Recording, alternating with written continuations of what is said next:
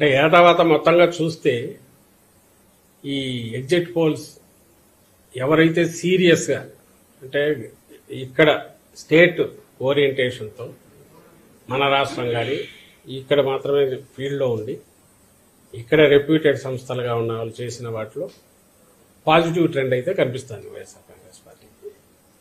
ఇంకా ఢిల్లీలో కూర్చొని పార్లమెంట్ యాజ్ ఏ యూనిట్గా తీసుకొని 100-200 శాంపుల్స్ వాళ్ళు ఎక్కడెక్కడ ఫోన్ల మీద తీసుకుంటారో ఎట్లా అలాంటి వాటిలో కొంత బీజేపీకి అడ్వాంటేజ్ ఇవ్వాలనే ఒక ముందే టార్గెట్ పెట్టుకొని చేసినట్టు అనిపిస్తుంది.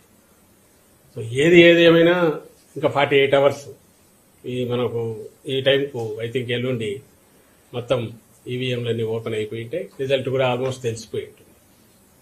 పాయింట్ వచ్చి ఇక్కడ ఏదంటే మళ్ళీ ముందు నుంచి మేము చెప్తున్నదే మళ్ళీ చెప్తున్నాం.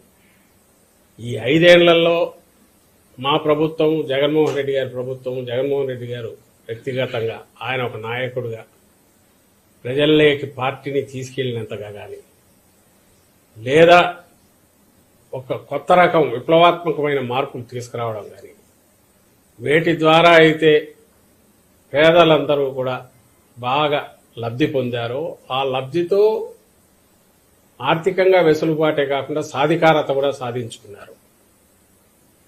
వాళ్ళందరూ ఖచ్చితంగా తమ ఆదరాభిమానాలు జగన్మోహన్ రెడ్డి గారికి మా పార్టీకి చూపించారనేది ప్రస్ఫుటంగా ప్రతి మా ఎలక్షన్ క్యాంపెయిన్లో కానీ లేదా అంతకుముందు గడపకపోయినప్పుడు పార్టీకి వచ్చిన ఆదరణలో కానీ కనపడుతుంది. నిన్న వచ్చిన సర్వేలు కానీ వాటిలో చూస్తే మళ్ళీ మేము ఫీల్ అయ్యేది అయితే ఈ సర్వేల్లో ఏదైతే రియల్గా ఫీల్డ్లో జరిగిన వాటికంటే కూడా ఇంకా మరింత చాలా మెరుగైన రిజల్ట్స్ ఉండబోతున్నాయి. ల్యాండ్ స్లైడ్ ఇది ఉన్నా ఆశ్చర్యపోవాల్సిన అవసరం లేదు. ఇది మరి సైలెంట్ ఓటు.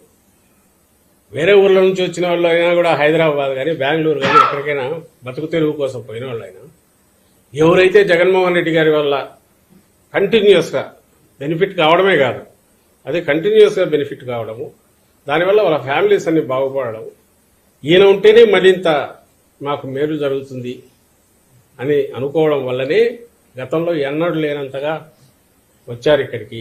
అక్కడి నుంచి వచ్చి ఓటు వేసిపోయారు అనేది మేము అనుకుంటున్నాం. ఎందుకంటే బయటకు వెళ్ళిన వాళ్ళు ఎక్కువ బతుకు తెరువు కోసం పోయిన వాళ్ళు ఉంటారు. బలిసిన వాళ్ళు లేకుంటే విపరీతంగా ఆర్థికంగా ఇదిగా ఉండేవాళ్ళు అక్కడ ఉండేవాళ్ళు కొద్దిమందే ఉండొచ్చు.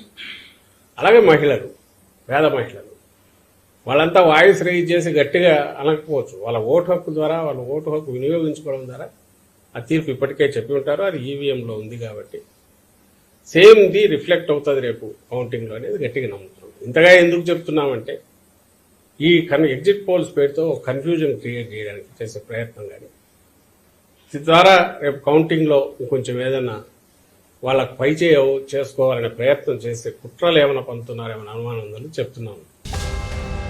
Please subscribe Telugu politics.